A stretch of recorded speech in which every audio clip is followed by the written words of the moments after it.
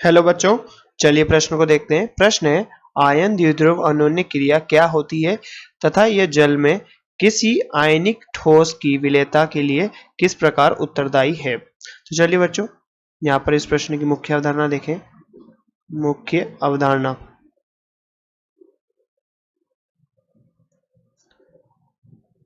तो बच्चों यहाँ पर किसी आयनिक यौगिक की बात करते हैं। तो आयनिक यौगिक यहाँ पर आयन बनाता है और जल जो होता है वो द्विध्रुव बनाता है। तो बच्चों आयन आयन तथा द्विध्रुव द्विध्रुव के मध्य का आकर्षण बल क्या है बच्चों? आयन द्विध्रुव अन्योन्य क्रिया आकर्षण बल। तो बच्चों आयन तथा द्विध्रुव के मध्य का आकर्षण बल ही क्या होता है? आयन द्विध्रुव अन्योन्य क्रिया। आयन द्विध्रुव अन्योन्य क्रिया।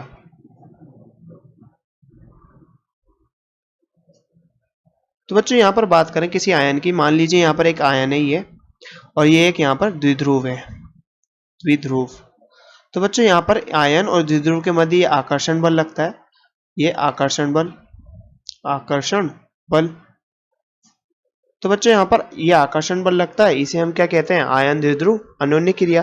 तो बच्चों यहाँ पर क्या होता है, जो जल का अणु होता है, जल का अणु ये द्विध्रुव बनाता है कुछ इस प्रकार, OH H। अब बच्चों यहाँ पर ऑक्सीजन की इलेक्ट्रॉन नेगेटिविटी यानी विद्युत ऋणात्मकता ज्यादा होती है, इसलिए यहाँ पर बच्चों ऋणात्मक चार्ज आता है, ऋणात्मक आवेश आता है, और यहाँ हाइड्रोजन पे धनावेश आता है। और इसी प्रकार यहाँ पर भी ऋणात्मक आवेश और यहाँ धनावेश। तो उसके कारण बच्चों यहाँ पर एक द्विध्रुव का निर्माण होता है, हाइड्रोजन से ऑक्सीजन की ओर, और यहाँ पर भी हाइड्रोजन से ऑक्सीजन की ओर एक द्विध्रुव का निर्माण होता है। अब बच्चों यहाँ पर नेगेटिव यानी ऋणावेश आ रहा है, तो ऋणावेश के भाग से धनावेश धनायन यहाँ पर आकर्षित होगा, यहाँ पर जो ये वाला जो भाग होगा इससे। तो बच्चों इससे धनात्मक आयन आकर्षित होंगे। मान लीजिए NaCl की बात करें तो यहाँ Na+ आकर्षित होंगे, और बच्चों यहाँ हाइड्रोजन की बात करी जाए तो यहाँ पर कैसा आवेश आ रहा है? यहाँ पर धनावेश आ रहा है, और धनावेश की तरफ Cl नेगेटिव आयन आकर्षित होंगे। तो बच्चों यहाँ पर देखें तो यह जल के अणु की बात करते हैं, OH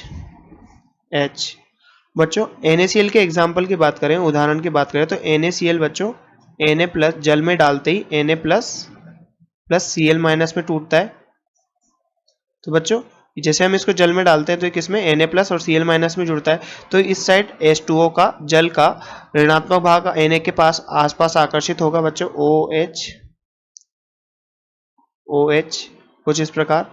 और बच्चों क्लोरीन के साइड यहाँ पर H2O का धनात्मक भाग आकर्षित होएगा, और इस प्रकार यहाँ पर इसके चारों ओर इकट्ठा हो जाएगा, चारों ओर से इसको घेर लेगा। तो बच्चों यहाँ पर बात करें कैसा ऋणात्मक आवेश यहाँ पर आ रहा है, और यहाँ पर धनात्मक आवेश आ रहा है। इस सिरे पर बच्चों Cl आयन आकर्षित होंगे, Cl आयन आकर्षित होते हैं। और बच्चों इस सिरे पे क्या होता है? Na+ आयन आकर्षित होंगे, आकर्षित होते हैं।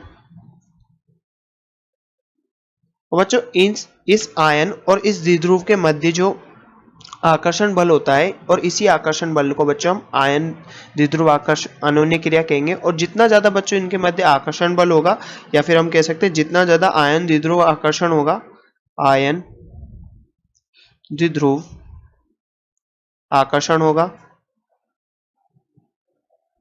उतना ही अधिक बच्चों क्या होगा? यहाँ पर विलेयता होगी, ठोस की विलेयता होगी, विलेयता विलेयता अधिक होगी, उतनी ही बच्चों यहाँ पर विलेयता अधिक होती है ठोस की। तो बच्चों जो आयनिक यौगिक होते हैं, आयनिक यौगिक आयन देते हैं, आयन देते हैं। और बच्चों जल जो होता है, जल ये क्या देता है? द्विध्रुव होता है।